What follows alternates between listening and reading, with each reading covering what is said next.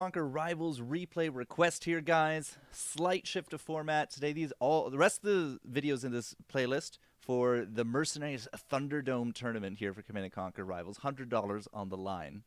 Is going to be done by VOD. The tournament finished up last night. I recorded all the videos by cleanly, and now we're just going to combine commentary with the videos and put them out. So the rest of the playlist starts here at Winners Round 5. Which is essentially winners finals at this point. To get to here, you had to have won all of your games. So to get to winners round 5, you had to basically be undefeated. And that's how a lot of these tournament systems work, right? You get to the winners finals, somebody goes on to the grand finals, the losers bracket then dukes it out. The winner of all that will then go to the grand finals. Could be a rematch, could be like somebody fighting their way through losers to get there. And then that grand finals was actually a best of 3 of best of 5, I believe. Best of 3, best of 5. That is correct, yeah. So lots of games coming at you, and we'll start things off here with Blade versus Alicia.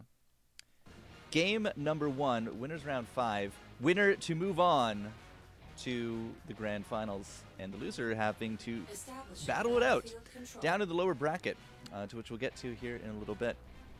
3, 2, 1.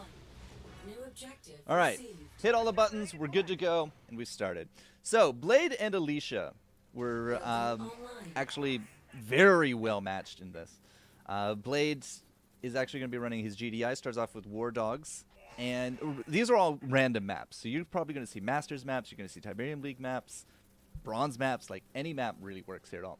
Alicia's not running her GDI. She actually decided to go Oksana with Nod, and 2 rockets, two lasers into flamers. It's a good start if you were expecting more than one dog, but Blade just kind of held on to the dogs and went straight into a sniper. So the sniper trying desperately here to keep those lasers out, and if it works, right, Blade will be able to save the Harvester, will be able to save units. Alicia is just going to stop with the onslaught, right? 2 sets of snipers out now for Blade. Pretty heavy defensive Tiberium kind of spending here from Blade. So instead of trying to save snipers, now the snipers are becoming a wall. And that's essentially what happened here. This bought Blade time to put a buff on top of a Predator tank, which is now just going to chew through those bikes and could actually still get a few shots off on top of the Scorpion tank that Alicia tried to throw over to Blade, but we've actually been building the missile this whole time. Nuke been coming out. Blade's going to go 3 building now with the helipad, just looking to see if he can counter out some of these ground units. Right now, the only thing that shoot up that Alicia has on the board are bikes, and the bikes went north to prevent the top pad from actually going off. Now, the Predator does win that one. Oh, the bikes just desperately trying to keep Blade off this bottom pad. The bikes not going to be able to hold this one off. That's going to be the first nuke over to Blade. Now, Blade did have actually quite a few units there kind of hurt. So at least there's going to clean up some of that. We have another Scorpion tank now coming through. Actually, the tank does break through the line. Unless this is some pretty serious kind of firepower coming through. The Harvester is going to go down, and Alicia does get it. Immediately, an air tower goes up. We have an Inferno coming through. This is her Nod deck now at full power. Now, because everything is same levels, right, this is actually the most even gameplay you will find here in the top 100. When it comes down to it, an Inferno can't one-shot a Predator tank, as it turns out, at level 5. The numbers are just not there. So Blade, while it will still be a huge target, at least he knows that it's not going to get one-shot. So right now, Alicia's just really trying to cripple the economy here of Blade.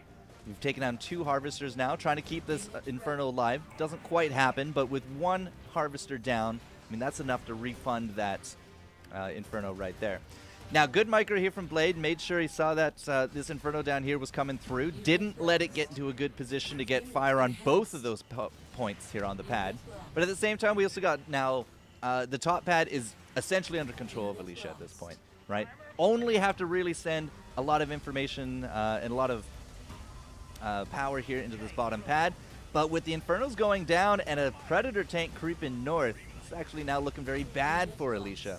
The micro from Blade still doing very well, keeping them off the pads, but you can't keep the air off it forever.